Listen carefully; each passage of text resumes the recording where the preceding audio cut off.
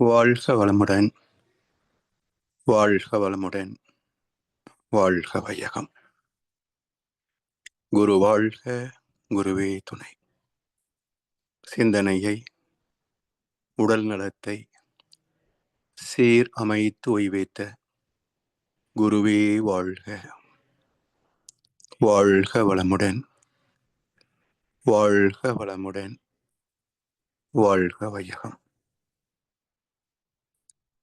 Canada sky yoga அறக்கட்டளையை சிறப்பாக நடத்தி வருகின்ற ஆன்மீக அன்புள்ளங்கள், குறிப்பாக பேராசிரியர் முனைவர் சிவசங்கர் ஐயா அவர்கள்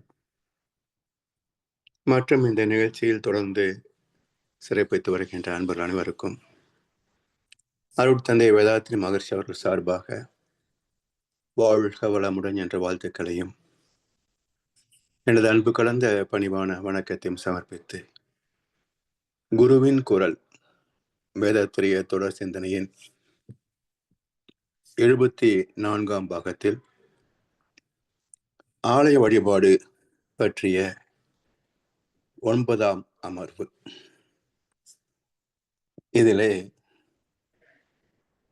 ஆலயங்களில் நிகழ்த்தப்படுகின்ற அபிஷேகம் ஆராதனை பற்றிய தத்துவார்த்தத்தை நாம் பகிர்ந்து கொள்ள இருக்கின்றோம். இந்த சடங்குகளிலே சில அடிப்படை தத்துவங்களை மனித குலத்திற்கு அளித்துள்ளார்கள் நம்முடைய ஞானியர்கள். சிலைக்கு குளிப்பாட்டி பல வகையான பொருட்களை கொண்டு அபிஷேகம் செய்வார்கள். உதாரணமாக இளநீர், பால், தயிர், நெய், தேன், சந்தனம், விபூதி, குங்குமம், பஞ்சாமிர்தம், உச்சகட்டமாக பொற்காசுகள், கனகாபிஷேகம், இப்படி பல பொருட்களால் அந்த சிலைக்கு அபிஷேகம் செய்கின்ற போது இந்த சிலையின் தோற்றம் அபிஷேகம் செய்யப்படுகின்ற பொருளின் நிறத்துக்கு தகுந்தாற்போல் நிற மாற்றங்களால் பக்தர்களின் கண்களுக்கு விருந்தளிக்கும். இப்படி சிலை தன் நிறத்தை மாற்றி மாற்றி காட்டினாலும் அதன் மூலத்தில் மாற்றம் இல்லை அல்லவா?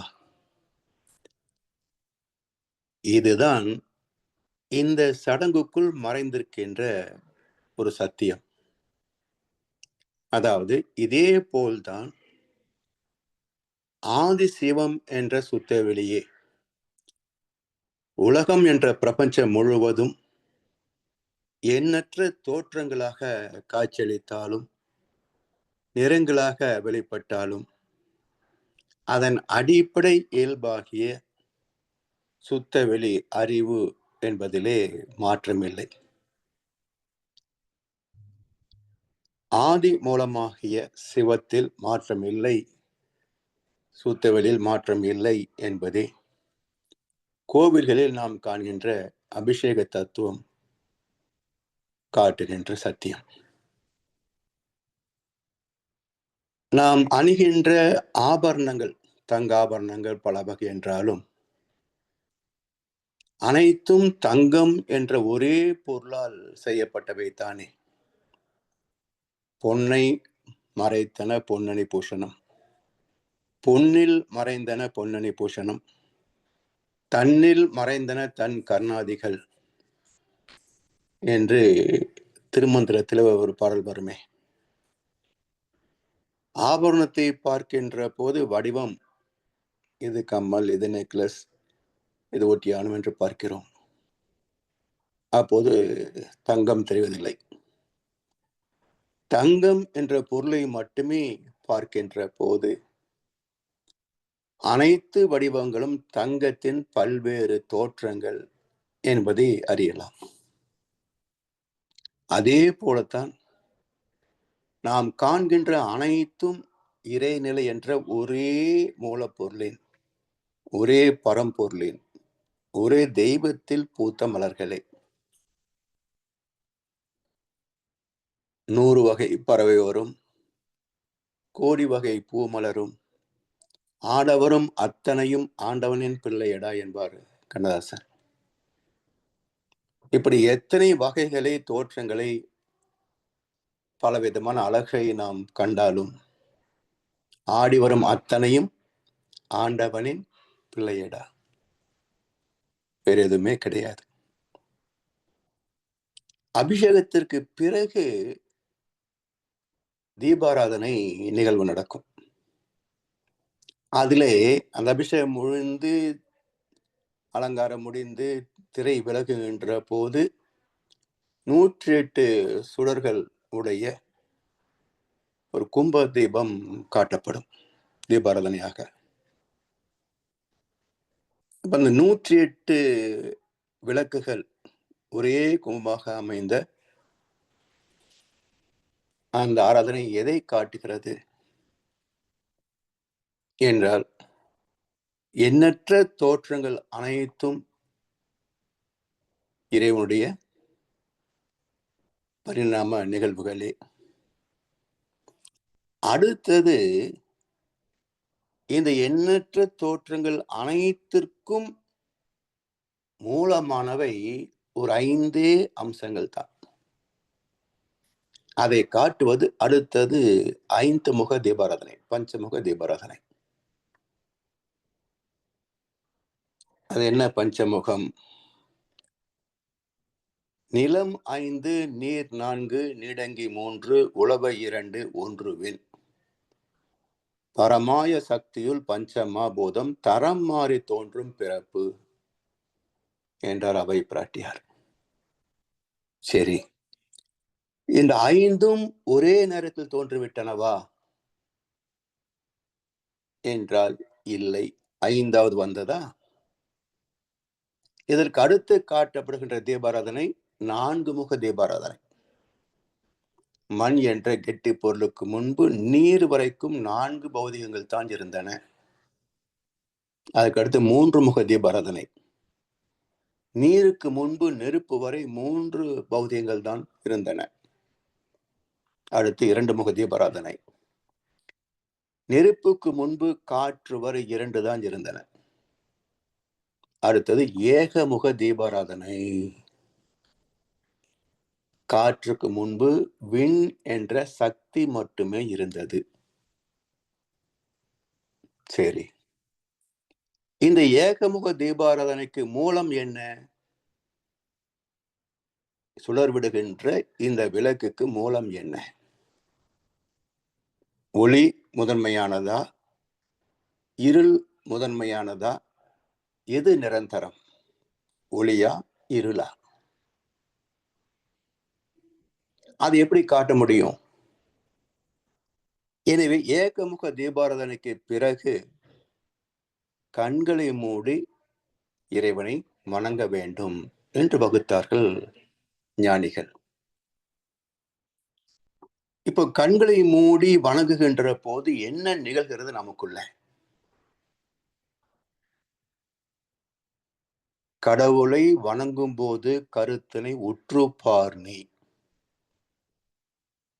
கடவுளாய் கருத்தே நிற்கும் காட்சியை காண்பாய் அங்கே. கடவுளாய் கருத்தே நிற்கும் காட்சியை காண்பாய் அங்கே. எப்படி? இதுவரைக்கும் கண்கள் மூலமாக அபிஷேக நிகழ்ச்சிகளை பார்த்தோம், தீபாராதனைகளை பார்த்தோம். ஏகமுக தீபாராதனைக்கு பிறகு கண்களை மூடி எதை பார்க்கிறோம்? நமக்குள் இதுவரைக்கும் பார்த்து கொண்டிருந்த அதே சிலையின் பிம்பத்தை பார்க்கிறோம். இப்ப நமக்குள் மட்டும்தான் இந்த பிம்பம் தோன்றுகிறதா? நம்மை போல் நம் பக்கத்தில் வணங்கிக் கொண்டிருக்கின்ற அத்தனை பக்தர்களுக்குள்ளும் அதே வடிவம்தான் பிம்பிக்கிறது. சரி, இத்தனை பேருக்குள் பிம்பிக்கின்ற போது கருவறையில் அந்த சிலை உண்டா இல்லையா? அது அங்கேயே தான் இருக்கிறது. என்றால் இப்போது என் மனம், நான் கவனிக்கின்ற இந்த உருவம் எங்கிருந்து வந்தது?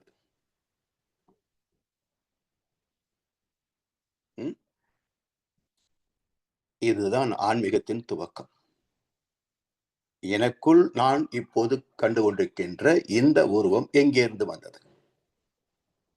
ஏனென்றால் இதுவரை நான் கண்டு கழித்த சிலை அங்கேயே தான் இருக்கிறது.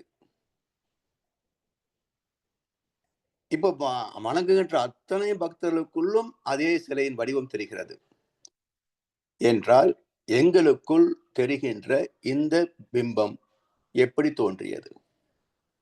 எங்கிருந்து தோன்றியது? இதற்கு மூலப்பொருள் என்ன என்று பல கேள்வி எழுப்பி சிந்தித்தால், ஆராய்ந்து பார்த்தால் தான் ஒரு உண்மை விளங்கும். நம்முள் இருக்கின்ற ஜீவகாந்தமே எப்படி நாம் மூளையிலே அகக்காட்சிகளாக பலவற்றை நாம் காண்கின்றோமோ, அதே போல அதே ஜீவகாந்தத்தின் தன்மாற்றத்தால் இதுவரைக்கும் கண்டுகளித்த அதே சிலையின் வடிவம் எனக்குள் பிம்பிக்கிறது. அதாவது என்னுடைய ஜீவகாந்தத்தின் தன்மாற்றமே இந்த தோற்றம். Shape and image of biomagnetism. ஜீவாந்தம் தன்மாற்றம் அடைந்த அந்த வடிவத்தையே நான் இப்போது வணங்கிக் கொண்டிருக்கின்றேன். என்றால் நான் வணங்குவது சிலையையா அல்லது என்னுள் தெரிகின்ற பிம்பத்தையா? ஏன்னா வெளியே பார்க்கல, உள்ளேதான் கவனிக்கின்றேன்.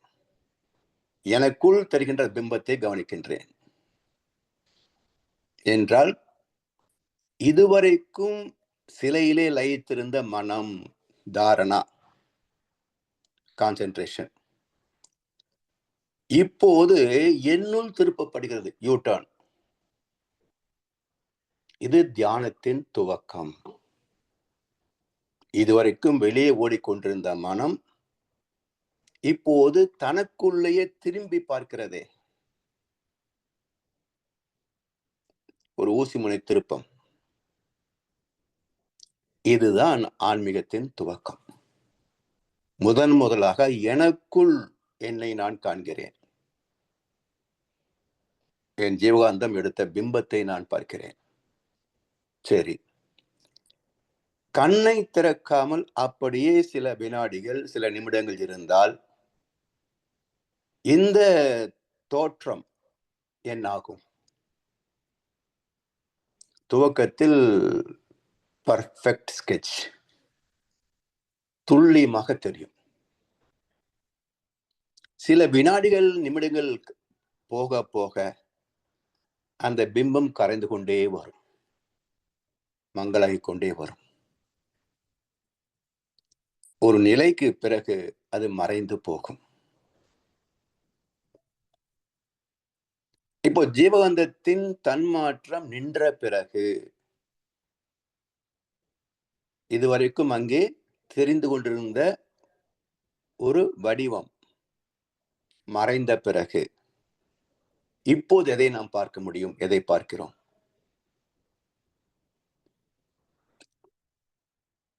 எல்லையில்லாத காந்தத்தை தான் பார்க்கிறோம். இன்னும் மனம் ஒடுங்கிவிட்டால் உடல் கடந்தே உயிராக, காந்தமாகவே உணரலாம். தவ ஆற்றல் உடல் முழுவதும் பரவட்டும், உடலும் உள்ளமும் தூய்மையும் மேன்மையும் அடையட்டும். அருட்பேராற்றல் உடலிலே உயிரிலே அலை அலையாக பாய்வதை உணர்கிறோம். அந்த உணர்வு தான் இது. பக்தி மார்க்கத்திலேயே அறிவு மார்க்கத்தின் கதவு திறக்கப்படுகிறது. இதெல்லாம் வழிபாட்டு முறையிலே சொல்லி தந்தோம் என்றால் நிச்சயமாக சமுதாயம் உருவத்திலிருந்து அருவத்திற்கு தரமாற்றம் பெற்றிருக்கும். எப்படி தாயின் கருவிலே நான் தோன்றிய போது தாய் தந்தைக்கும் தெரியவில்லை, மருத்துவத்துறையில் தேர்ச்சி பெற்ற மருத்துவருக்கும் தெரியவில்லை, ஆனாலும் நான் உருவானேன். என்பதை 45 நாட்களுக்கு பிறகு மருத்துவர் சொன்னார். கருவிகள் மூலமாக 3 மாதத்திற்கு பிறகு மற்றவர்கள் புரிந்து கொண்டார்கள். 9 மாதத்துக்கு பிறகு ஆனா பெண்ணா என்பதையும் அறிந்து கொண்டார்கள் எல்லோருமே. அப்போ என்னுடைய பிறப்பே அருபத்தில் இருந்துதான் தோற்றமாகியது என்கின்ற போது நாம் காண்கின்ற அனைத்துக்கும் ஒரு மூலம் அருவமாகத்தான் இருக்க முடியும்.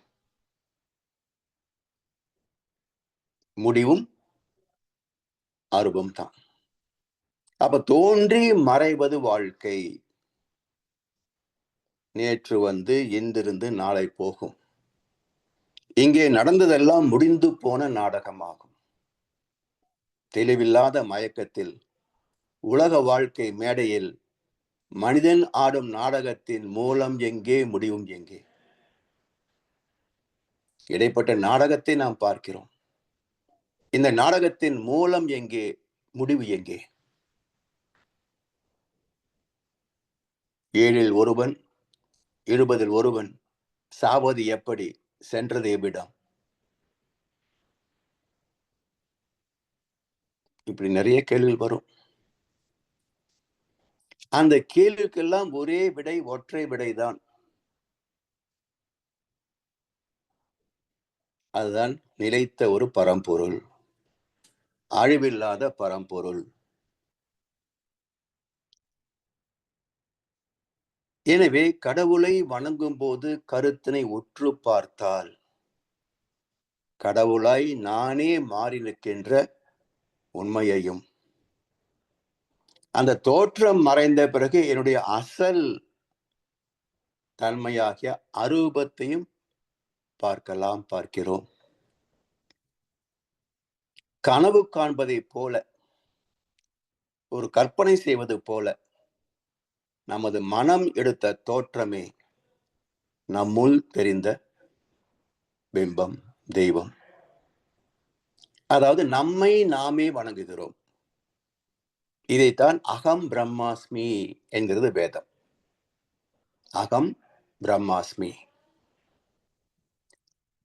நமக்குள் இருக்கின்ற அகம், நமக்குள் அடக்கம் பெற்றிருக்கின்ற அகம் உள்ள, அதுவும் பிரம்மத்திலிருந்து வந்தது. தத்துவம் அசி, அதுவேதான் எல்லாமாக மாற்றம் அடைந்தது. அப்படி எல்லாமாக மாற்றம் அடைந்த போது அனைத்திற்குள்ளும் என்னுள்ளும் அகமாக உள்ள வீற்றிருக்கிறது அகம் பிரம்மாஸ்மி. அப்ப சுத்தவெளி எழுச்சி பெற்று உலகமானதை விளக்குவது தத்துவம் அசி. தத் என்ற இறைநிலையே எல்லாமாக பரிணமித்தது. தத்துவம் அசி. தத் என்பது இறைநிலை, துவம் என்பது இதுவாக இதுவாக இதுவாக அனைத்துமாக, அசி மாற்றமடைந்தது. அகம் பிரம்மாஸ்மி, என்னுள் இருப்பது அதே சுத்தவெளிதான். அப்போ சுத்தவெளியிலிருந்து முன்னோக்கி வருவது தத்துவமசி, எண்ணில் இருந்து பின்னோக்கி போவது அகம் பிரம்மாஸ்மி. 2 பயணம். ஒன்று துவக்கத்திலிருந்து எனக்கு வருவது தத்துவமசி, இன்னொன்று எண்ணில் இருந்து பின்னோக்கி போவது அகம் பிரம்மாஸ்மி.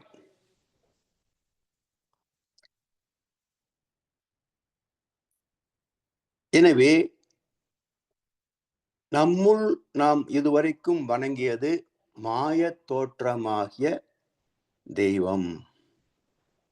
மனம் தன் மாயையை இழந்த பிறகு அதன் மூலமாகிய அறிவையே,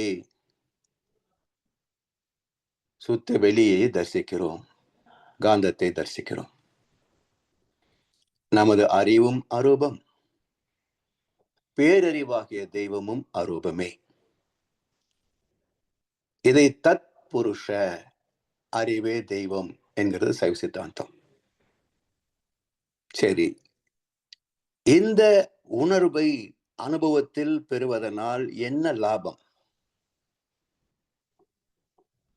தெய்வத்தை அருவமாக அகக்காட்சியாக காண்பதனால் என்ன லாபம்? கோடிக்கணக்கான பணம் வருமா? பிரதம மந்திரி பதவி கிட்டுமா? என்ன லாபம் என்றால், பேராசைகளுக்கு அடிமையாக எப்போதும் நம்மை துரத்திக் கொண்டு இருக்கின்ற நம்முடைய மனம், பேராசைகளுக்கு அடிமையாகி ஆசையின் கைப்பாவையாக எப்போதும் நம்மை துரத்திக் கொண்டு இருக்கின்ற மனம், அது தன் மூலமாகிய அறிவை, தெய்வத்தை தரிசிக்கின்ற போது நிறைவு பெற்று விடுகிறது, எண்ணமற்று அமைதியாகி விடுகிறது. கேட்க நினைக்காத மனம், கேட்க நினைக்காத மனம். அப்ப இதுவரைக்கும் கேட்டுக்கொண்டே இருந்த மனம், இன்னும் வேற என்ன வேண்டும் இப்பேறு பெற்ற பின்னர், எடுத்த மனித பிறப்பு எய்ததே முழுமை என்று நிறைவேற்றி விடுகிறதே, அதுதான் லாபம். அதுதான் லாபம். இது எவ்வளவு பெரிய லாபம் தெரியுமா?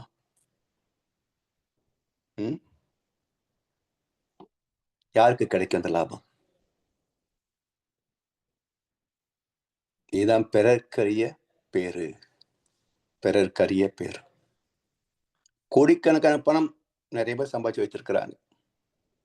மந்திரி பதவிகள் நிறைய பேர் உலகத்துல வகித்துக் கொண்டிருக்கிறார்கள். பொருள், புகழ், செல்வாக்கு, பதவி எல்லாம் எல்லார்ட்டையும் இருக்கு. யார் ஒன்று மட்டும் பெற முடியவில்லை, எல்லோரும் பெற முடியவில்லை என்றால் அதுதான் எதுவுமே கேட்காத மனம், நிறை மனம். அந்த நிறை மனம் தான் யாருக்கும் இல்லை. அப்ப எல்லோருக்கும் கிட்டாத ஒன்றை அடைவதுதானே சாதனை அல்லவா? எந்த ஒன்றை 99.9% மக்கள் பெற முடியவில்லையோ அதை பெறுவதுதான் உலக மகா சாதனை அல்லவா? அதை பெறுகின்ற மார்க்கம் இங்கே திறக்கப்படுகிறது. பக்தியின் உச்சத்தில் ஞானத்தின் கதவு திறக்கப்படுகிறது. ஓடை, நதி, வாய்க்கால், கண்மாய், ஆறு, நீர்வீழ்ச்சி என்று ஓடிக்கொண்டே இருக்கின்ற நீரின் பயணம் எங்கே அது பிறந்ததோ அந்த கடலின் சங்கமத்தில் இதன் ஓட்டம் நிறைவு பெற்று விடுவதைப் போல பணம், சொத்து, பதவி, புகழ், அதிகாரம், இந்திரிய சுகங்கள் என்று அலைகின்ற மனதின் பயணம் நிறைவு பெறுகின்ற, நின்று போகின்ற இடம் ஆத்ம தரிசனம். நெஞ்சுக்கு நிம்மதி, ஆண்டவன் சந்நிதி. சந்நிதி என்றால் ஜீவாத்மாவும் பரமாத்மாவும் ஐக்கியமாகின்ற இடம் சந்நிதி, ஜங்ஷன் பாயிண்ட். அந்த சந்திப்பில் பெறுவது பேரின்ப பெருநிதியாகிய பரமாத்மா தரிசனம், தெய்வ தரிசனம். சரி, இப்ப இது முடிந்த பிறகு அர்ச்சனை செய்யணும். தீபாராதனை முடிந்த பிறகு அர்ச்சனை ஆரம்பிப்பாங்க. எதுக்கு அர்ச்சனை செய்யணும்? அதன் பிறகுதான் நம்ம கொண்டு வந்து பூஜை பொருட்கள் எல்லாம் வாங்கிட்டு, அர்ச்சனை சீட்டை வாங்கிக்கிட்டு போய் அர்ச்சனை ஆரம்பிப்பாங்க. இப்ப இந்த வழிபாடு முடிந்த பிறகு அர்ச்சனை என்ற ஒரு சடங்கு வைத்ததற்கான காரணம் என்ன, உட்பொருள் என்ன? மிக அற்புதமான உண்மை. காஞ்சி மகா பெரியவர் தெய்வத்தின் குரல் என்று எழுதப்பட்ட ஒரு பெரிய நூல், அது முதல் பாகம். அதுல கோவிலில் அர்ச்சனை செய்ய வேண்டும் என்ற சடங்கு எதற்காக ஏற்படுத்தப்பட்டது என்ற கருத்தை விளக்கியுள்ளார். ஆனால் அர்ச்சனை என்பது என்ன, அதை சொல்லல. அது மந்திரங்கள், பாசிட்டிவ் வைப்ரேஷன். இந்த மந்திரங்கள் வான்காந்தத்தை தூய்மை செய்யும். அதனால் கோவிலில் எப்போதும் மந்திரங்கள் ஒலித்துக் கொண்டே இருக்க வேண்டும். பிரம்ம முகூர்த்தம் முதல் அர்த்தஜாம பூஜை வரைக்கும் தொடர்ந்து கோவில் இடைவெளியின்றி கும்பகோணம் பக்கம் போனீங்கன்னா 12 மணிக்கு டான்னு கதை மூடிடுவான். முதல்ல 4 மணி இருந்தது, இப்ப 5:30 ஆக்கிட்டாங்க இந்து அறநிலைத்துறை. அந்த மக்களுக்கு நன்மை செய்யக்கூடிய துறை அல்லவா, அதனால இப்ப 4 மணியை 5:30 ஆக்கிட்டாங்க. இந்த இடைவெளி இருக்கக்கூடாது என்பதுதான் கோவில் துவக்கத்தில் இருந்த சம்பிரதாயம். இவங்களுக்கு வசதியா இப்போ ஓய்வு நேரத்தை 5:30 மணி நேரம் எடுத்துக்கிட்டாங்க. வியாபாரத்தான் தானே, இது ரூபாய் வியாபாரம். இந்த உட்பொருள் என்ன என்றால், ஒன்று பூமியின் காந்தங்களும் தூய்மையாக போது நம்முடைய எண்ணங்களும் தூய்மையாக இருக்கும். இன்னொன்று என்ன என்றால், பைபிளிலே ஒரு வசனம் உண்டு. பரமண்டலத்தில் இருக்கின்ற எங்கள் பரமபிதாவே, உம்முடைய நாமம் அர்ச்சிக்கப்படுவதாக.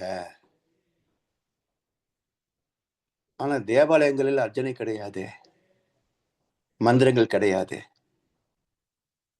என்றால் இந்து தத்துவமும் அர்ச்சனை செய்ய சொல்கிறது. இன்னும் சொல்ல போனால் திருமந்திரம் அற்புதமான உதாரணமாக காட்டப்படலாம். எப்படி? தன்னை அறிய தனக்கு ஒரு கேடு இல்லை, தன்னை அறியாமல் தான் கெடுகின்றனன், தன்னை அறியும் அறிவை அறிந்த பின், தன்னை அறியும் அறிவை அறிந்த பின் தன்னை அர்ச்சிக்க தான் இருந்தானே. இப்போ என்ன செய்த கோவிலிலே? தன்னை அறியும் அறிவை அறிவதற்காக கண்ணை மூடி வணங்க சொன்னாங்க. கண்ணை மூடி வணங்கி இந்த தத்துவத்தை நாம் விளங்கிக் கொள்கின்ற போது தோற்றங்களாக மாறிக்கொண்டிருக்கின்ற மனதின் கற்பனைகள் அது கழிந்து போய் மனதுக்கு மூலமாகிய அறிவை தரிசிக்கிறது. இந்த பகுத்தறிவே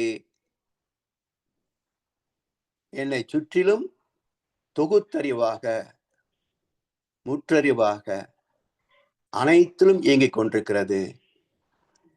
அது மட்டுமல்ல, பேரறிவாக அனைத்தையும் சூழ்ந்து தாங்கிக் கொண்டிருக்கிறது. தன்னை அறியும் அறிவை அறிந்த பின் தீபாராதனை முடிஞ்சு போச்சு. என்ன சொன்னாங்க? அர்ச்சனை செய்யணும், தன்னை அர்ச்சிக்க தாஞ்சிருந்தானே. அப்ப தன்னை அர்ச்சித்தல் என்றால் எல்லாரும் அவங்கவுங்க சமணம் போட்டு உட்கார்ந்து கொண்டு தன் தலையில் தண்ணீர் ஊற்றி தன் தலையில் தானே பூவை போட்டுக்கொண்டு தனக்குத்தானே தீபாராதனை காட்டிக் கொள்வதா? திருமணம் சொல்கிறது தன்னை அர்ச்சிக்க. அப்போ தெய்வத்தை அர்ச்சிக்க சொல்லல, தன்னை அர்ச்சிக்க. இல்ல பூசாரி எல்லாத்தையும் வரிசை உட்கார வச்சு ஒவ்வொருத்தருக்கும் அர்ச்சனை பண்ணுவாரா? தலையில பூவை போட்டு தண்ணி ஊற்றி அர்ச்சனை பண்ணுவாரா? அப்போ திருமந்திரம் சொல்கின்ற தத்துவமும் பைபிள் சொல்கின்ற வசனமும் கோவில்களில் பின்பற்றப்படுகின்ற சடங்கும் ஒரே கருத்தை தான் சொல்லுகின்றன. அர்ச்சித்தல் என்றால் தூய்மைப்படுத்துதல் அர்த்தம். அர்ச்சித்தல் என்றால் தூய்மைப்படுத்துதல் என்று அர்த்தம். எதை தூய்மைப்படுத்துவது? மனதை தூய்மைப்படுத்துவது. ஏன்? அறிவேதான் மனமாக மாறியது. எப்படி? அறிவோடு ஆணவம், கண்மம், மாயை கலந்ததால் மனம். மனதிலிருந்து ஆணவம், கண்மம், மாயையை கழித்து விட்டால் அறிவு. அறிவே தெய்வம். எனவே இந்த மனதில் இருக்கின்ற அழுக்குகளை கழிக்கின்ற வேலையே அர்ச்சனை. தன்னை அர்ச்சிக்க தாஞ்சிருந்தானே. அதுக்காகத்தான் கோவில்களிலே தீபாராதனை முடிந்த பிறகு அர்ச்சனை செய்வது. என்ன அற்புதமான சடங்கு பாருங்க. கருத்து மிக்க, பொருள் மிக்க ஒரு மனிதனை மகானாக மாற்றக்கூடிய ஒரு வாழ்க்கை முறையாக அமைக்கப்பட்டது ஆலய வழிபாடு. இது வேண்டாம் எந்த மகான் சொல்லுவாருங்க? இல்லையா? மகிழ்ச்சின்னு சொல்லல. நம்முடைய ஆசிரியர்களிலே புரியாமல் இன்னுமா நீ கோயிலுக்கு போயிட்டு இருக்கிற என்று சில பேர் கேட்பார்களே தவிர, தெளிந்த அறிவுடைய பேராசிரியர்கள் இதற்கான விளக்கத்தை தான் சொல்லுவாங்க. மகிழ்ச்சியின் தத்துவத்தை உண்மையாக சொல்வார்கள்.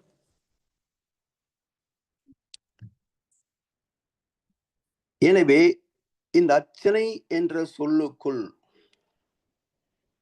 ஒரு தரமாற்றம் அடைய வேண்டும் என்ற கருத்து உட்பொருளாக அடங்கியிருக்கிறது. எப்படி பாறையை செதுக்கினால் வணக்கத்திற்குரிய தெய்வம் வெளிப்படுகிறதோ, அதே போல் நம்மை செதுக்கினால் நம்முள் தெய்வீகம் வெளிப்படும். நம்மை செதுக்குதல் என்றால் நமது தீய பதிவுகளை, தீய அனுபவங்களை நீக்குதல் என்பதை தவிர வேறு மாற்று கருத்தே கிடையாது. எது நன்று, எது தீது என்று நமது எண்ணங்களை தரம் பிரிப்பதற்கு தெய்வத்தையும் தெய்வ நீதியையும் அறிந்த தெளிவான அனுபவம் வேண்டும். மனம்தான் அதற்கு துவக்கம். பகுத்தறிவுதான் அதற்கு பயணம். பேரறிவுதான் அவருடைய முக்தி நிலை. அதனால் இதை அறிந்து கொள்கின்ற வழியைத்தான் கல்வி என்று சொல்லி வைத்தார்கள். இப்ப சமுதாயத்தில் கற்றுக் கொடுப்பதெல்லாம் கல்வியே கிடையாது. அது வெறும் எழுத்தறிவு, தொழிலறிவு, டெக்னிக்கல் நாலேஜ், அவ்வளவுதான். வயிற்று பிழைப்புக்கு போதுமான கல்வி, அவ்வளவுதான். வாழ்க்கையை அது எந்த வகையிலே மாற்றி அமைத்து விடாது. இன்றைய கல்வி வாழ்க்கையை, ஒரு மனிதனை எந்த வகையிலாவது மாற்றி அமைக்குமா? அமைத்திருக்கிறதா? Literary percentage 100, 95, 90. ஆனா வாழ்க்கையை பற்றி எத்தனை பேருக்கு தெரியும்? தெய்வத்தை பற்றி எத்தனை பேருக்கு தெரியும்? நிறைய பேர் பிஹெச்டி வாங்கியிருக்கிறாங்க. பிஹெச்டிக்கு என்ன அர்த்தம்? Philosophy leads to divinity.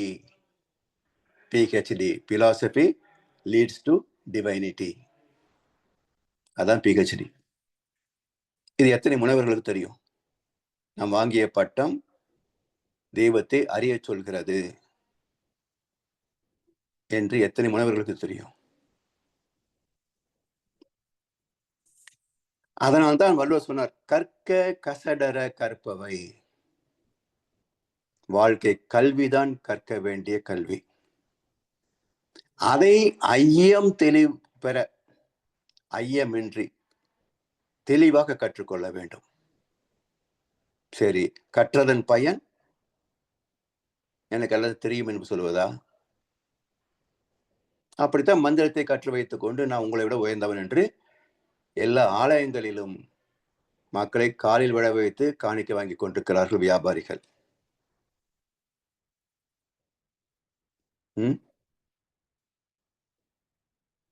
உன்னுடைய அடியவன் நான் எந்த பூசரையால் சொல்லி கேட்டிருக்கீங்களா? எந்த மத தலைவராது உங்களுக்கு தொண்டு செய்வதற்காகத்தான் நான் இந்த வாழ்க்கையை தேர்ந்தெடுத்தேன் என்று எந்த மத தலைவராது பேசியதை நீங்க கேட்டிருப்பீங்களா? அவங்க நமக்கு தலைவர்கள்,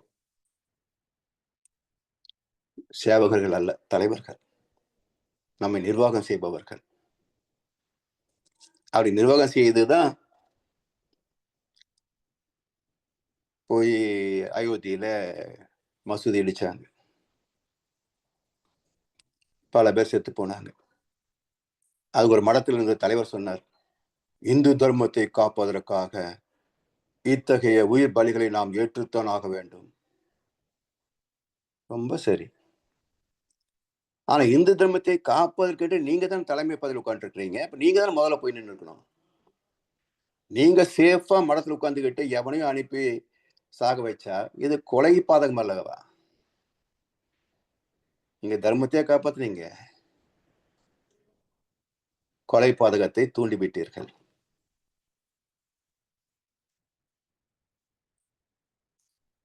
எனவே கற்பதன் நோக்கம் என்ன என்றால் நிற்க அதற்கு தக.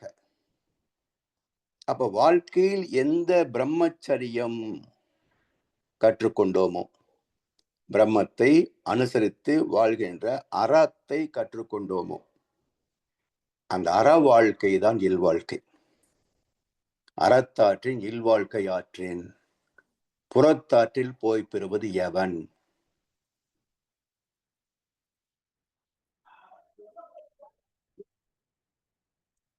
இதற்கான தர மாற்றத்தை, திருத்தத்தை அடைய வேண்டும் என்பதுதான் அச்சனையின் நோக்கம். எனவே தன்னை அறியும் அறிவை அறிந்தபின் தன்னை அர்ச்சிக்க தான் இருந்தானே, தன்னுடைய ஆத்மாவை தூய்மைப்படுத்துகின்ற அற வாழ்க்கையில் தன்னை இணைத்துக் கொண்டானே, தன்னை தூய்மைப்படுத்தும் உண்மையான ஆன்மீகத்தை மேற்கொள்வது என்பதுதான் ஒரே பொருள், சத்தியமான உண்மை பொருள். வேறு கருத்தே இதற்கு கிடையாது. மற்றவையெல்லாம் பொய்யுரைகள்.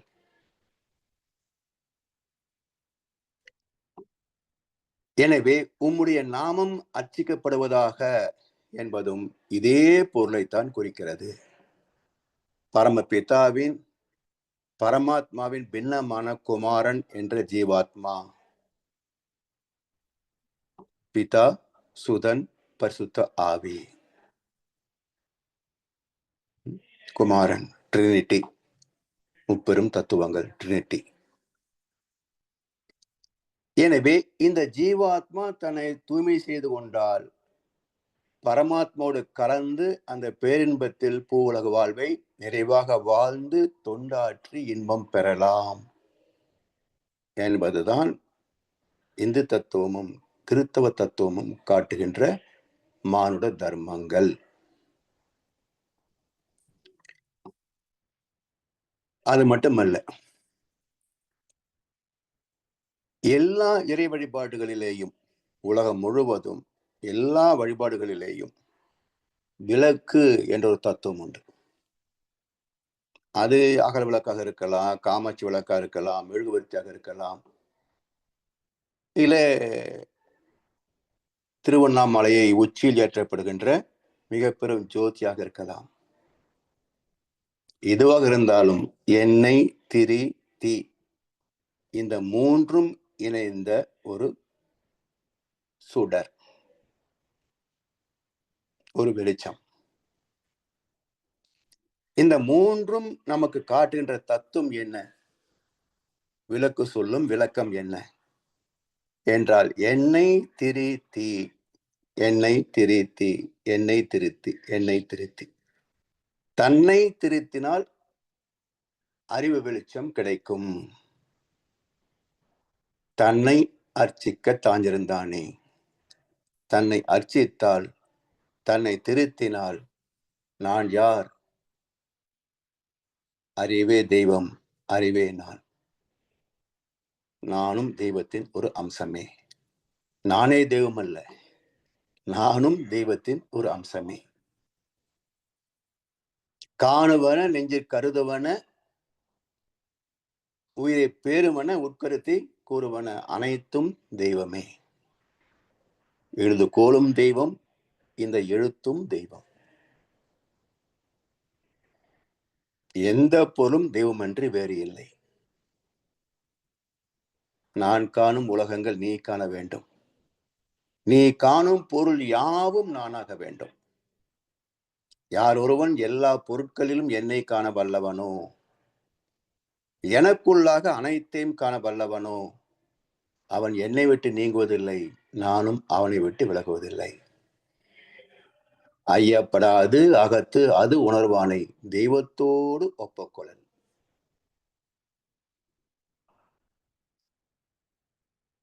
பருப்பொருள் விளக்கு பாதையில் உள்ள மேடு பள்ளங்களை கண்களுக்கு எடுத்து காட்டி தடுமாற்றம் இல்லாத இடர்கள் இல்லாத சுகமான பயணத்திற்கு துணை செய்யும். அதே போல ஆன்மீக விளக்கு நமது வாழ்வில் நேர்கின்ற சுக துக்கத்திற்கான காரணத்தை தெளிவுபடுத்தி துன்பத்தை தவிர்த்து இன்பத்தை மட்டுமே துய்ப்பதற்கான அறத்தை காட்டுவது, அறிவு வெளிச்சத்தை காட்டுவது, தத்துவம் என்ற விளக்கங்கள், அறிவாகிய தெய்வத்தை பற்றிய விளக்கங்கள். எனவே அடிப்படையில் நம்மில் சில பல களங்கங்கள் ஆத்மாவில் கலந்துள்ளன. சஞ்சிதம், பிராரப்தம். இவற்றில் உள்ள தீயவற்றை நீக்கினால் மட்டுமே துன்பமில்லாத வாழ்க்கை அமையும் என்ற சத்தியத்தை உணர்த்துவதுதான் உண்மையான அசல் பக்தி. பக்தி ஞானம் என்ற இரு வழிகள் உண்டு என்றாலும் பக்தியின் அடிப்படை, பக்தியில் மறைந்துள்ள உண்மை ஞானம்.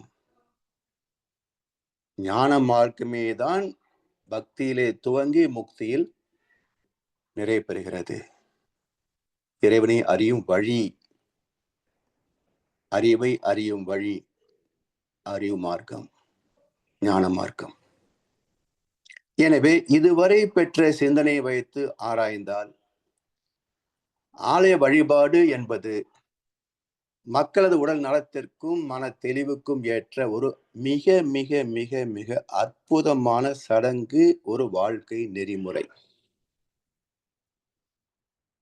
இதன் பொருள் உணர்ந்து தினசரி கோவிலுக்கு சென்று வழிபட வேண்டும் என்பதையே ஆலயம் தொழுவது சாலவு நன்று என்றார்கள் ஞானிகள். ஒரு நாள் மகிழ்ச்சியத்திலே பேசிக் கொண்டிருந்த போது சாமிஜி சொன்னாங்க, அர்த்தம் தெரியாமல் சடங்குகளை செய்வதை காட்டிலும் இதற்காகத்தான் இந்த சடங்கை செய்கிறோம் என்ற பொருள் தெரிந்து பயன் தெரிந்து செய்வதிலே பலன் அதிகம். இப்படி மகிழ்ச்சி சொன்னது போல ஆலய வழிபாட்டில் உள்ள ரகசியார்த்தத்தை, உட்பொருளை, உண்மையை உணர்ந்து அவற்றை ஆக்கப்பூர்வமாக நம்மை அதர்மத்திலிருந்து மீட்டெடுத்து தர்மத்தில் இணைக்கின்ற ஒரு உண்மையான பக்தி மார்க்கமாக நாம் பயன் கொள்ள வேண்டும்.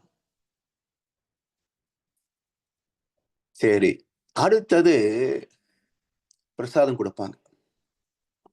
எல்லா ஆலயங்களிலும் தீர்த்தம் கொடுப்பாங்க, பொங்கல் கொடுப்பாங்க, எப்படியோ பல வகையான பிரசாதங்கள் கொடுப்பாங்க. இப்ப இந்த பிரசாதம் என்பது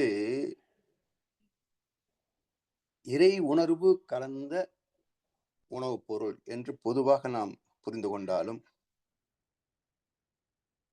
இன்னொன்று உண்டு. கை நீட்டுகின்ற எல்லோருக்கும் பிரசாதம் கிடைக்கும் இல்லையா? ஆனால் இறைவனின் கடாட்சம், இறைவனின் திருவருள் என்ற பிரசாதம் யாருக்கு கிடைக்கும்? அதை கை நீட்டி வாங்க முடியுமா? முடியாது. அப்போ இந்த பிரசாத புத்தியின் மகிமைகள் என்ன? யார் உண்மையான பிரசாதத்தை பெற்றுக்கொள்ள முடியும்? அதனுடைய சிறப்பு நம்முடைய வாழ்க்கையில எந்தெந்த வகையில நமக்கு நன்மைகளை செய்யும் என்பதை அடுத்த அமர்வுகளை சிந்திப்போம் என்று சொல்லி வாய்ப்பிலை தலைவருக்கு நன்றி பாராட்டி என்ற உரையை நிறைவு செய்கின்றோம். வாழ்க வளமுடன், வாழ்க வளமுடன், வாழ்க வையகம். வாழ்க வளமுடன். மிக்க நன்றிகள் ஐயா. வாழ்க வளமுடன் ஐயா. சிறப்பு. இந்த ஆலய வழிபாட்டு முறைகள் பற்றிய அந்த பக்தி மார்க்கத்திலே கையில் முறைகளின் தெளிவான விளக்கங்களை இன்றைக்கு நாங்கள் ஐயாவிடம் வந்து அறிந்திருக்கின்றோம். மிகச்சிறப்பு ஐயா. இப்பொழுது அன்பர்களுடைய கேள்வி பதில் செல்வோம். ஐயாவிடம் உங்கள் கேள்விகளை கேட்க விரும்புவர்கள் அல்லது கருத்து தெரிவிக்க விரும்புவர்கள் கைகளை எத்தி கேட்கலாம். தானா ஐயா? ஐயா வாழ்க வளமுடன் ஐயா. வாழ்க வளமுடன் ஐயா. ஐயா நீங்கள் அருமையான சிந்தனை ஐயா. என்னன்னு சொல்லி சொன்னால், இந்த பல காலமாக பக்தி யோகாவில் போய் கோயிலுக்கெல்லாம் போய் வந்தது, அந்த உட்பொருள் தெரியாமல் எல்லாம் செய்தாங்களா, அந்த உட்பொருள் தெரியாமல் செய்து கொண்டு வந்த நாங்கள் அந்த உட்பொருள்களை ஐயா வழியாக விளக்கினீங்கள். இப்போ கேள்வி என்று சொன்னால், இந்த உட்பொருள் அதாவது பக்தி யோகா என்று சொல்லும் பொழுது அந்த உட்பொருள் பெருசாக விளங்காட்டிலும் அப்படியே அந்த அதில் தோய்ந்து அதில் போகிறது பக்தி யோகா. ஞான யோகா பொழுது அந்த உட்பொருள்லாம் தெரிஞ்சு அந்த அறிவோட போகிறது ஞான யோகா. அப்படி பார்க்கும்போது இந்த பக்தி யோகாவில் போய் அதன் பிறகு ஞான யோகாவில் இறங்கணும், தான் இந்த முக்தி அப்படின்னு சொன்னீங்க. ஆனால் இந்த பக்தி யோகாவில் மாத்திரம் தோய்ந்து போனாக்களுக்கு வந்து ஞானம் கிடைக்குமா? அவைக்கு ஞான யோகா அந்த அதன் உட்பொருளே தெரியாது, ஆனால் வந்து அவைகள் அந்த அதிலே தோய்ந்து போகிறார்கள். அப்படியே தண்ணியை அர்ப்பணித்து அப்படியா போகும் பொழுது அவர்களுக்கு பலன் என்ன மாதிரியா? இப்போ நாயன்மார்களுடைய வரலாறு, நந்தனார் எந்த விளக்கத்தையும் படித்தது இல்லை, வேதங்கள் படித்தது இல்லை. ஆனால் தெய்வத்தை தரிசித்தார். வேடுவன் கண்ணப்ப நாயனார், அவருக்கு படிப்பறிவே கிடையாது. எந்த குருடத்திலையும் அவர் எந்த தீட்சையும் பெறவில்லை, எந்த ஆன்மீக பயிற்சியும் தெரியாது. அவர் முன்னக்கூடிய அசைவத்தையே சிவனுக்கு படைத்து அவர் கண்ணப்ப நாயனார் என்று இன்றைக்கும் வணக்கத்திற்கு உரியராகிறார். என்றால் இப்போ விளக்கம் இல்லாத பக்தியிலேயும் ஒருவன் ஞானம் பெற முடியும். ஆனால் எப்படி இருந்தாலும் விளக்கம் என்பது எதுக்காக? நம்மில் இருக்கின்ற களங்கங்களை நீக்குவதற்காக. நந்தனாரும் கண்ணப்ப நாயனாரும் போன்றவர்கள் எல்லாம் களங்கம் இல்லாத பிறவிகள். அவங்களுக்கு எந்த ஆசையும் இருந்தது கிடையாது. தெய்வத்தை மதித்து போற்றுவதை தவிர அவருக்கு வேற எந்த ஆச்சார அனுஷ்டானம் தெரியாது. பொருள் புகழ் செல்வாக்கு புலன் சுகங்களில் எந்த நாட்டமும் கிடையாது. அப்ப விளக்கத்திற்கும் இதற்கும் என்ன பேதம் என்றால், கலங்கப்பட்டுவிட்ட நமக்கு இதெல்லாம் எடுத்து காட்டி அதை நீக்க வேண்டும் என்பது விளக்கமே தவிர, கலங்கமே இல்லாத நிலையில் வாழ்பவர்களுக்கு இறைவனை அவங்க இறைவனாகத்தான் வாழ்றாங்க, இறைவனாகவே வாழ்றாங்க. அவங்களுக்கு தெரியாது. வாழ்கின்ற காலத்திலேயே நிம்மதியா இருக்கலாம். இன்னும் சில பேர் நீங்க பாத்தீங்கன்னா பழைய காலத்துல எல்லாம், அந்த கடைசி காலத்துல எல்லாம் அப்படி ஒரு பற்றற்ற நிலையில் இருப்பாங்க. சில பேர் இன்னும் 4 நாட்கள் தான் நான் இருப்பேன், ஒரு வாரம் தான் இருப்பேன் என்று சொல்லி அந்த நேரத்தில் உயிர் விட்டவர்களும் உண்டு. அப்போ யாருக்கு போற தேதி இன்னைக்கு தெரியும்? அதாவது ஒரு பெரிய உலக பிரசித்தி பெற்ற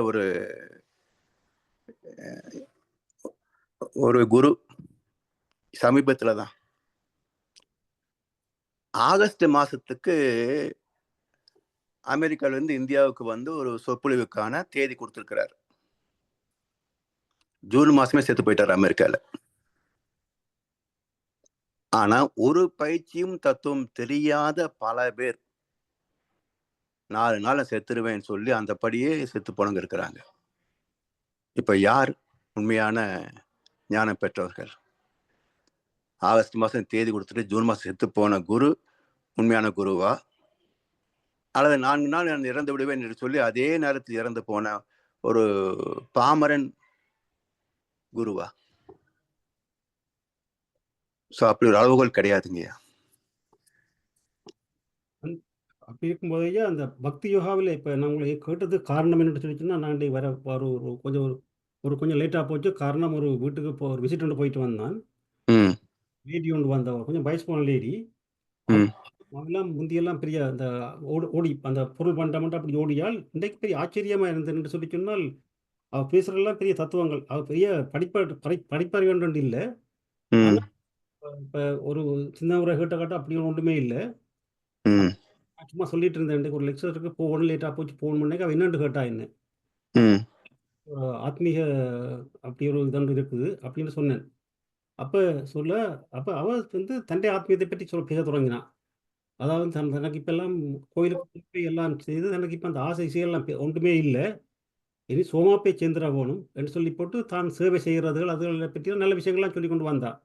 ம் ஆனால் அவருக்கு இந்த ஆத்மீய இந்த விளக்கங்கள் ஒன்றுமே இல்லை, இந்த உட்பொருள் ஒன்றுமே இல்லை. அவன் அந்த விரதம் பிடிக்கணும், இந்த விரதம் பிடிக்கணும், அப்படி அதில் பற்றி தான் பேசிகிட்டே இருந்தா.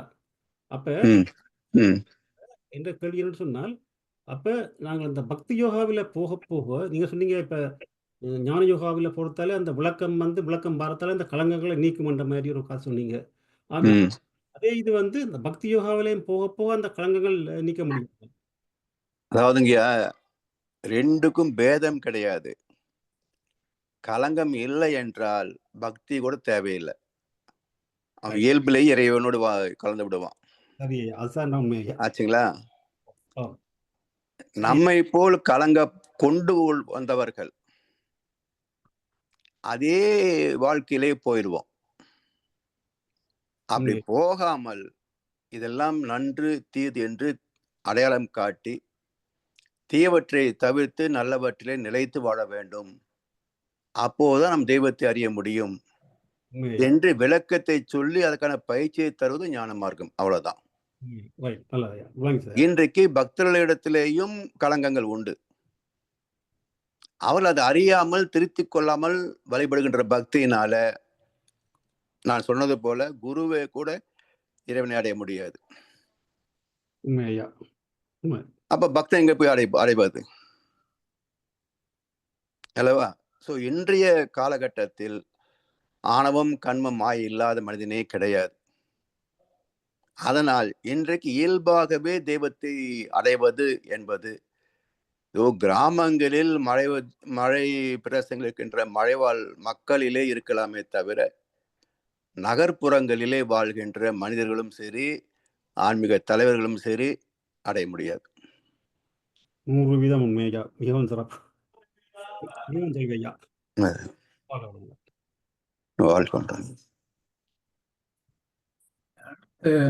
ஜனாரையா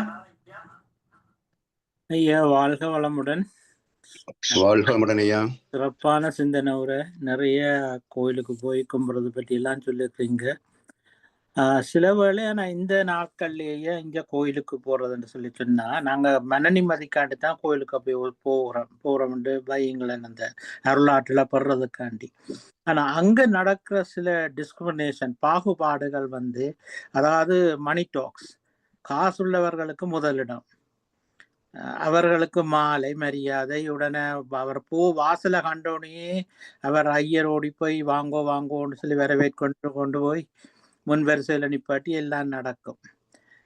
அதுகளெல்லாம் பார்க்கல சில வேளை அந்த கோயில் வீட்டில் இருந்தாலே பக்தி இருந்தா வீட்டில் இருந்தாலே கும்பிட்டா போதும், கோயிலுக்கு போக வேணுமான்ற ஒரு நிலைமை கூட சில வேளை வருது. இந்த பாகுபாடுகளை பார்க்கல, ஏன்னா அவைகளுக்கு வேண்டப்பட்டிய அவைகள் இருக்கல, அவைகளுக்கு முதலிடம் கொடுத்து கூப்பிடுவினோம். அதுக்கு மேல ஆலை வழிபாடு போகும்போதே நமக்காகத்தான் போறோம். ஆமா ஐயா. அங்க நீங்க அர்ச்சகரை கூட ஒரு முன்மாதிரியாக பார்க்க கூடாது.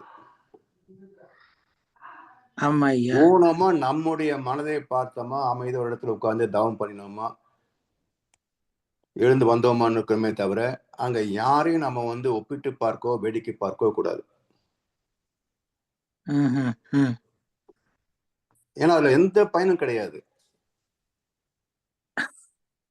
ஆ உண்மைதானே. ஏன்னா அந்த சிலவேளை போகைக்குள்ளே அந்த காட்சியில பார்த்தோன்னே அந்த காட்சி இக்னோர் பண்ணுங்க. அது அவசியமே இல்ல. இவன் அரை வேக்காடு, அவன் அரை வேக்காடு.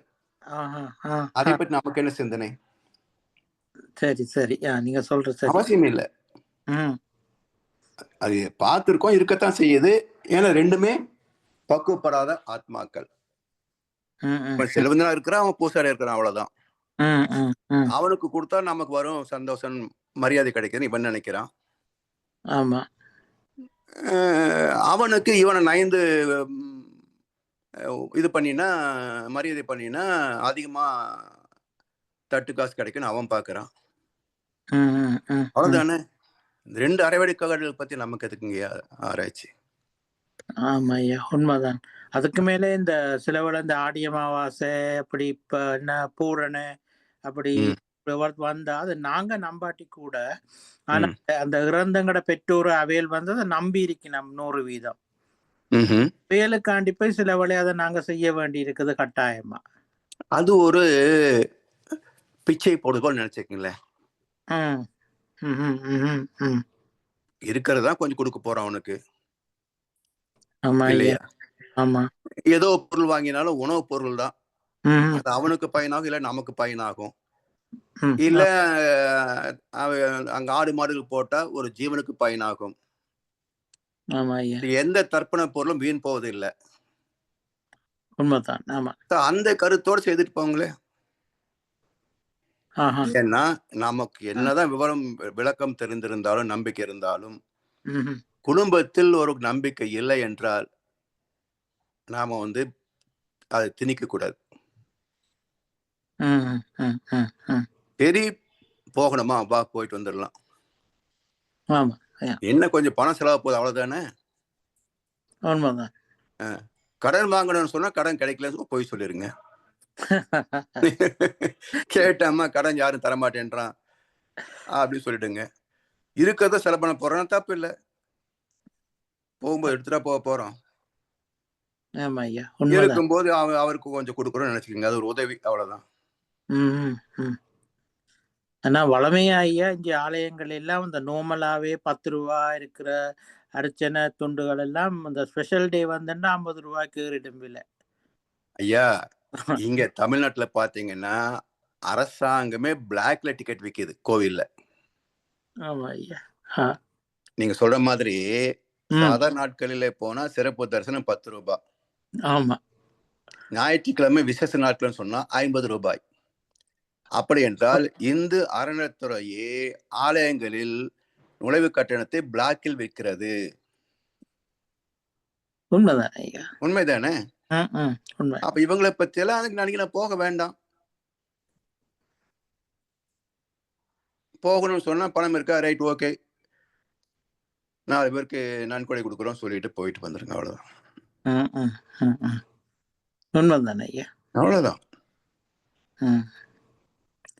நன்றி ஐயா, சிறந்த கருத்து. வாழ்க வளமுடன். நன்றி ஐயா, வாழ்க வளமுடன்.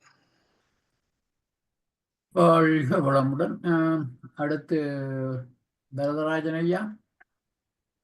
வாழ்க வளமுடன் ஐயா. வாழ்க வளமுடன் ஐயா. ஒரு தெளிவான விளக்கங்கள் ஆலய வழிபாட்டுக்கு, அது எல்லாருக்கும் பயனுள்ளதா இருந்திருக்கும் நினைக்கிறேன். ஏதோ என்ன சொன்ன மாதிரி நீங்க வீட்டுல விரும்புறாங்க, கடமைக்காக அவங்களுக்காக போயிட்டு ஏதோ நமக்கு நம்ம கையில இருக்கிறத கொஞ்சம் ஷேர் பண்ணிட்டு வந்துடுறோம். அந்த திருப்தியோட வரணுன்றது ஒரு அருமையான விளக்கம். அதுதான், அப்படிதான் கொண்டு போகணும். பிடிக்கலன்னாலும் செய்ய வேண்டியிருக்கு. அந்த அர்ச்சித்தல் பத்தி சொன்னீங்க. நான் ஒரு கிறிஸ்துவ பள்ளியில தான் படித்தேன். அவங்க இப்போ சொல்ற வார்த்தை எனக்கு ஞாபகம் இருக்கு இன்னும். பரலோகத்தில் இருக்கும் எங்கள் பரமபிதாவே, உங்கள் நாமம் பரிசுத்தப்படுவதாக அப்படின்னு சொல்லுவாங்க அவங்க. அப்ப அது ரெண்டும் ஒரே அர்த்தம் தான் நினைக்கிறேன். அர்ச்சித்தலுக்கும் நீங்க சொல்லிட்டீங்க அது. ஸோ அது அவங்க சொல்றது பரிசுத்தப்படுவதாக என்ற வார்த்தையை பயன்படுத்துவாங்க. நிறைய இடத்துல நாங்க பாக்குறது கிறிஸ்டியானிட்டி. சில இடத்துல இப்படி சொல்றாங்கய்யா, ஒரு திரைப்பாடல கூட இது இருக்கும். ஏதோ ஒரு பழைய திரைப்படம், ஞான ஒலியா இல்லைங்க, 2 பேரு ஒரு இந்து கிறிஸ்தவம் திருமணம் செய்கின்ற போது ஆ, ஆ, ஆ. அந்த முதல் இது வரும். ம். அந்த படம் ரொம்ப பழைய படம், நினைவில்லை. ஆனா அந்த வசனம் மட்டும் எனக்கு நல்லா நினைவு இருக்கு. அந்த பாடல்ல முதல்ல இதுதான் வரும். ம். முதல் வந்த பிறகு அந்த பாடல் துவங்கும். ஓ, அந்த பாடல் வரி என்னன்னு யோசிச்சு பார்க்கிறேன், நினைவு வந்தா சொல்றேன். சரி, சரி, சரி, சரி. தேவனின் கோயிலிலேவா? அதுவா தான் இருக்கும்னு நினைக்கிறேன். அதான் எனக்கு ரிஃப்ளெக்ட் ஆகுது. அது போட்டு பார்ப்போம். முதல்ல அந்த வசனம் வருங்கய்யா. ம், ம், ம். ஆமா, அந்த பரலோகத்தில் இருக்கும் பரமபிதாவே உங்கள் நாமம் பரிசுத்தப்படுவதாக நாம வரும். கிட்டத்தட்ட ஞாபகம் ஆமா. இருக்கு, ஞாபகம் இருக்கு. ஆனா நாங்க ஸ்கூல்ல டெய்லியே ப்ரேயர்ல அது சொல்லி சொல்லி கேட்டு கேட்டு மனசு பதிஞ்சு போச்சு. அதாங்கய்யா. உங்கள் நாமம் பரிசுத்தப்படுவதாக அப்படின்னு ஆமா. சொல்லுவாங்க. அது அப்போ அது நல்ல விளக்கம். அது அர்ச்சித்தல்ன்றதுக்கும் பரிசுத்தப்படுத்துறது தான் அர்ச்சித்தல். அது அந்த தாத்பரியத்தை புரிஞ்சிக்காம சடங்காவே தான் நிறைய பண்ணிட்டு இருக்கோம் கோயில்ல. ஆமாங்கய்யா, சொல்லி கொடுக்கறதுக்கு அவங்களுக்கும் தெரியாது. ஆமா, அந்த வேறுபாடுகள் காட்டுறது பணத்துக்காக ஒரு மாதிரி, அதெல்லாம் ஒரு பக்கம் இருந்தாலும் ஆமா, விவரம் தெரிஞ்சவங்களே நம்ம போகும்போது அது இதுக்குதான் அப்படின்னு எவ்வளவு பேர் இருக்கிறாங்க. ஒரு கோயில்ல ஒரு 100 பேர் இருந்தாங்கன்னா 100ல ஒருத்தர் 2 பேர் கூட இந்த தாத்பரியம் புரிஞ்சு செய்யறாங்களான்னு சடங்காகத்தான் செய்யறாங்க. ஆமா. ரிச்சுவல் தான் இருக்க தவிர ஸ்பிரிச்சுவல் இல்ல அங்க. ரொம்ப கரெக்டா சொன்னீங்க. ரிச்சுவல் இருக்கிறது ஸ்பிரிச்சுவல் இல்ல. ஆமாங்க ஐயா, அதுதான் உண்மை. அதாவது ஸ்பிரிச்சுவலை நோக்கி தான் ரிச்சுவல் இருக்கு. ஆனா ரிச்சுவல் மட்டுமே நின்று போச்சு, ஸ்பிரிச்சுவல் காணாம போயிடுச்சு. ஆமாங்க, சடங்கோட நினைக்கிறாங்க. இது பண்ணணும், அப்படி பண்ணணும், அப்படி பண்ணணும், மெக்கானிக்கலா பண்றாங்களே தவிர எதுக்கு பண்றோம், ஏதுக்கு பண்றோம், அதெல்லாம் ஒண்ணுமே கிடையாது. ஆமா, சரியா சொன்னீங்க. ரொம்ப நன்றி ஐயா, வாழ்க வளமுடன். வாழ்க வளமுடன் ஐயா. நன்றி ஐயா. வாழ்க வளமுடன். ஒரு சின்ன கேள்வி ஐயா, இந்த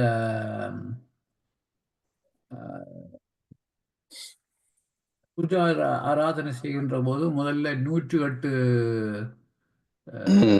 விளக்குள்ள இது கொளுத்துறோம் ஐயா. அந்த 108 என்னதை குறிக்கிறது?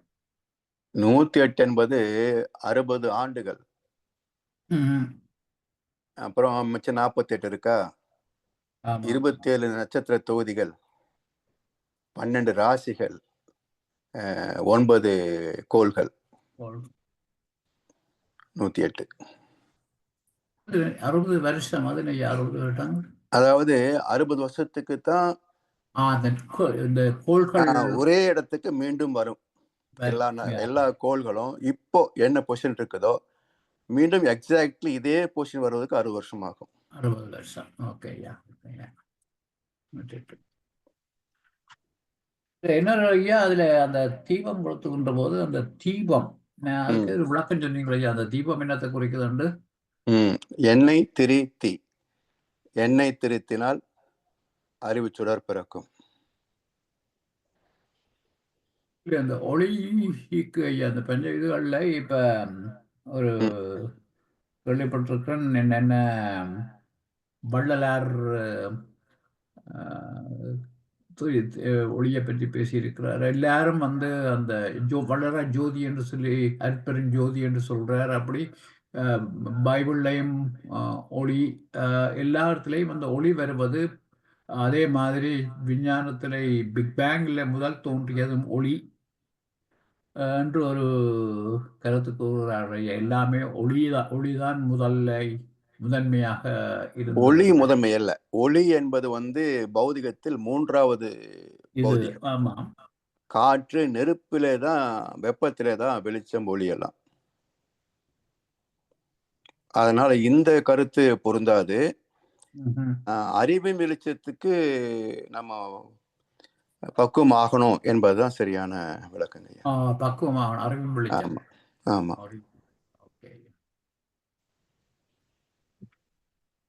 நன்றி ஐயா. நன்றி ஐயா. நாங்கள் இத்துடன் இந்த கேள்வி பதிவை நிறைவு செய்வோம். சரிங்க. வாழ்க வளமுடன். வாழ்க வளமுடன். இதுவரை நேரம் குருவின் குரல் வகுப்பு 74 ஆலய வழிபாட்டு பற்றிய மேலதிக சிறப்பான கருத்துக்களை எல்லாம் நமக்கு தந்த முதுநிலை பேராசிரியர் பழனிச்சாமி ஐயாவுக்கு நாம் நமது நன்றிகளை தெரிவிப்பதில் ஐயாவுக்கு ஒரு வாழ்த்து தெரிவிப்போம். பேராசிரியர் பழனிச்சாமி ஐயா அவரது உடல் நலம், மனவளம், பொருளாதார வளம், அவரின் அன்பு குடும்பம், அவரின் வேதாத்திரிய தொண்டு